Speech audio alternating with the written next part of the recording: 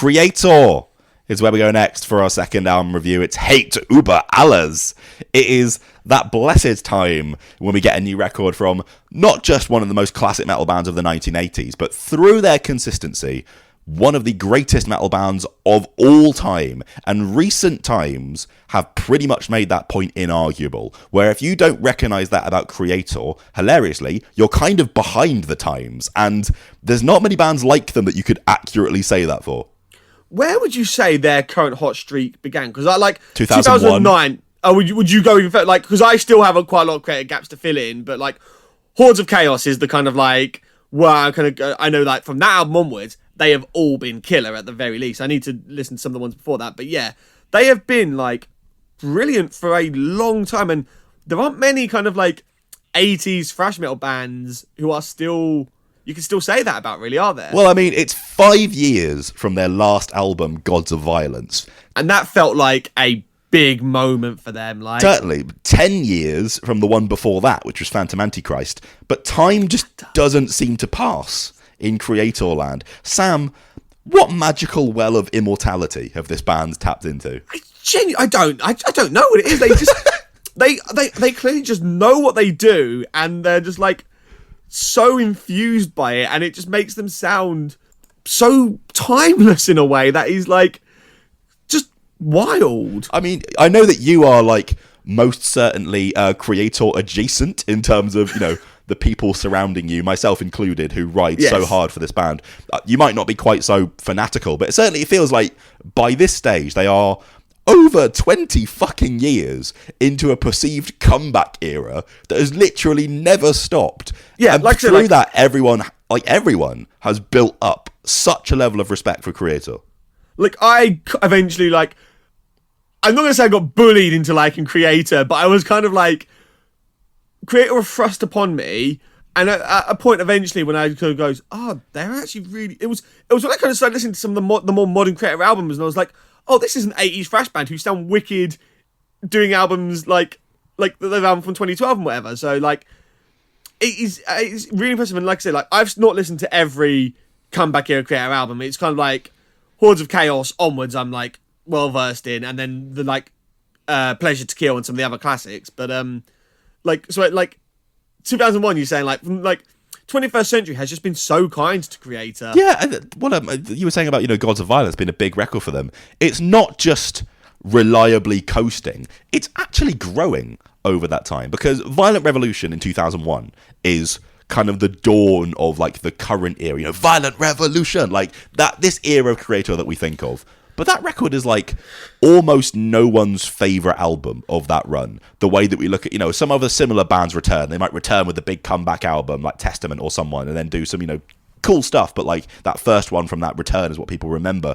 Gods of Violence is arguably the most successful record of their entire career, where you are like as likely to see a Satan is Real shirt in a metal crowd now. That's the one, isn't it? Is Satan is Real is like untouchable. But like, you are as likely to see that on merch as like a Pleasure to Kill shirt these days in a metal crowd. And this is coming off of what I said was the best show I saw last year when they headlined Bloodstock for the first time. So this train has been consistently gaining momentum now for years and years. Well, I mean, I saw them at Bloodstock when they were sub-headlining to Ghost, and they felt like they could be headlining.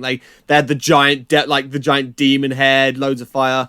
They got to bring fire when they played the second stage at Download. They felt like a legitimate, like, this is a proper band for a proper show for a good while now. And it's just like, yeah, the momentum has just not stopped. So if you are not much of a Kreator aficionado, if you need some more kind of eye-opening, this is now a great time for them to come up with another record and another banger to come along in Über alles.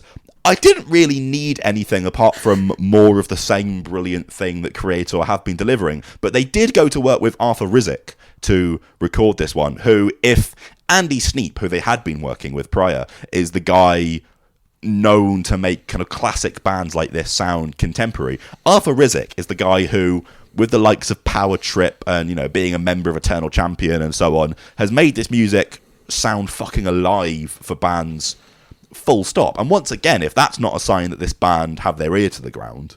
Yeah, no, this album sounds hungry. Like, like the title track opens it. When you get that riff that bursts in and there's Miller screaming, like it sounds like ferocious. And I was kind of like, fucking yeah. Well, I mean, it starts with a little intro. You get a little dramatic intro, yeah, which is called Sergio Corbucci is Dead, who is the spaghetti western director. I'm not sure if that's their kind of like Bela Lugosi's dead pun, just because they've done something that sounds a bit, noodly like that. But then into that title track and Miller just going, ah!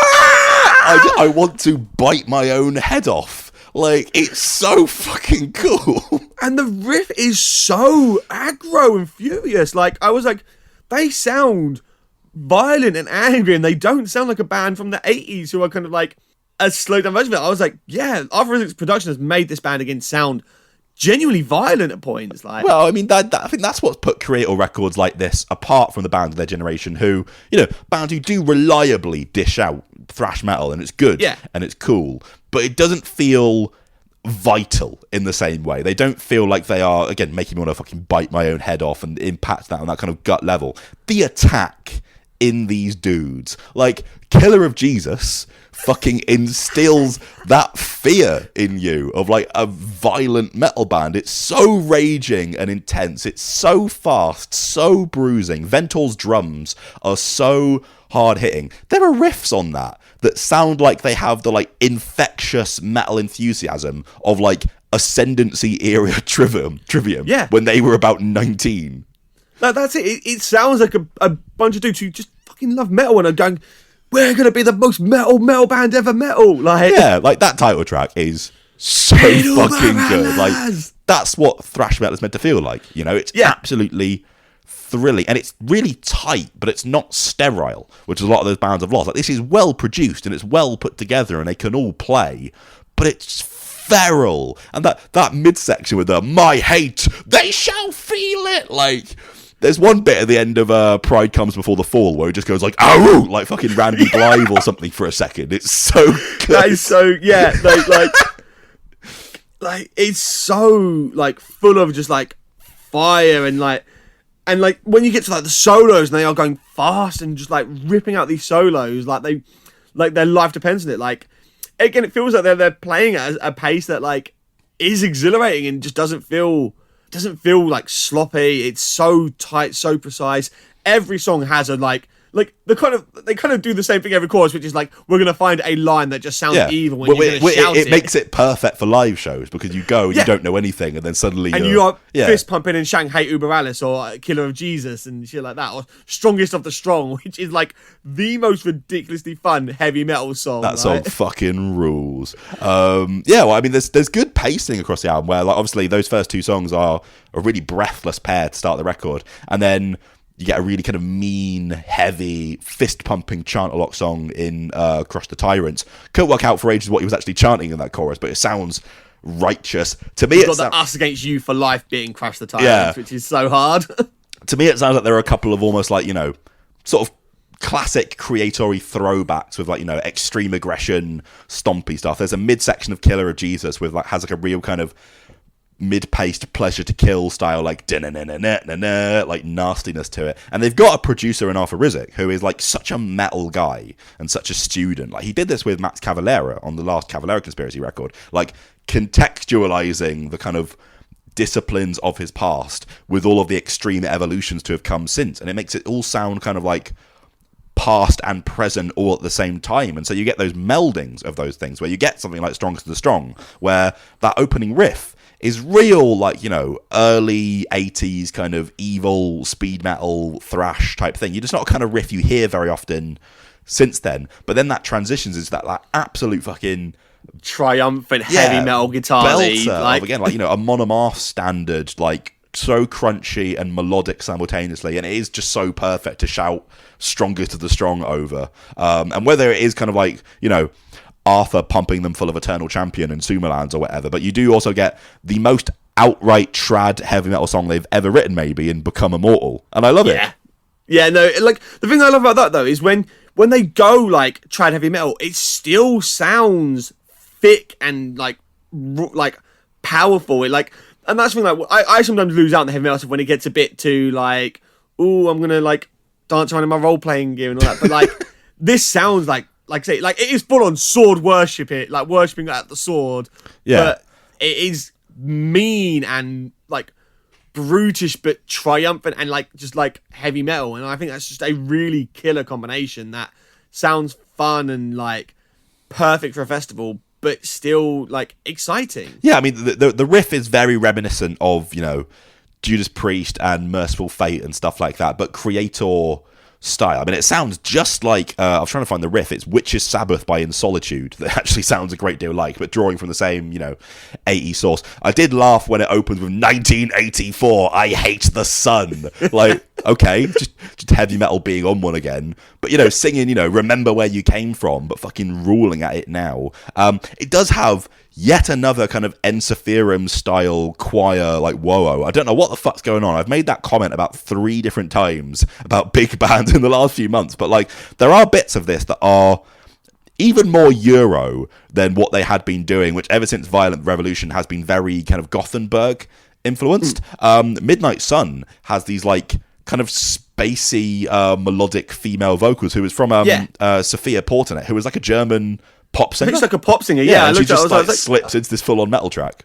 But it provides a nice kind of like counter for Miller to kind of like do his like sort of shouts along with, and just it was like, won't you kill for me or whatever. For me, won't you die for me? Yeah. Fucking rad. It makes her a diverse record where like you've got stuff like that. You've got full Annihilation thrash metal. Dying Planet at the end is a really like fucking insidious, eerie, menacing closer that's really aimed at making you feel like grim. It sounds apocalyptic. You get that really like creeping guitar intro, and then there's the big chords ringing out, and it just it sounds end of the world. Yeah, and it's another wonderful display of things that make heavy metal great, which, you know, it's within the reasonable regions of what you would expect from Kreator, but it's probably got the most experiments in it of any of their kind of millennial records, in the different kind of bits that it chucks in, but while never being enough to like distract from, you know, the good stuff that the people want.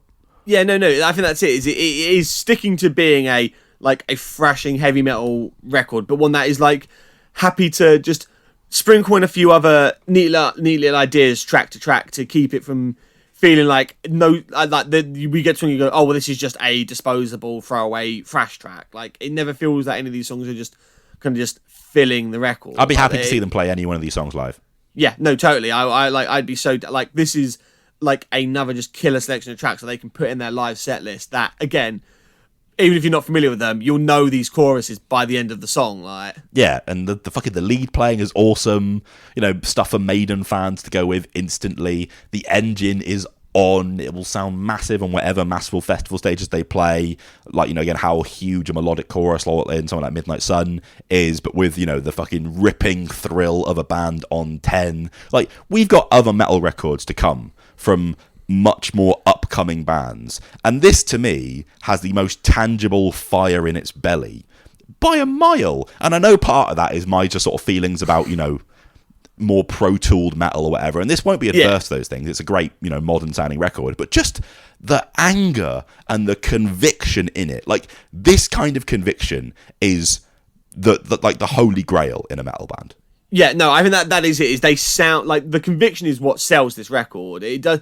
It doesn't sound like a band from the 80s. It kind of does, because it's like it's got loads of 80s thrash on it, but it's like there are like thrash revival bands who sound less fiery and less like enthusiastic about metal than Kreator do, and they still genuinely love it, and they're not just like doing this for the sake of it. Well, yeah, but it's not even just the love on it, because also like on Demonic Future, which I haven't got the lyrics yet because the album's not out yet as we're doing this, but like Miller's ever increasing kind of socially minded and like anti-fascist. There's like the fight goes on. Yeah, like his kind of, you know, that kind of anti-fascist lyrical position that he's had on his albums and stuff like that. And that chorus hits with everything swinging into that. The fight goes on. Like, I am off my feet, fist in the air. Yeah, proper rousing. Lungs bursting. I believe it. I'm with it. And that is the power that Kreator have. Only if only when the fight goes on and on and on and on and on and on and on and on.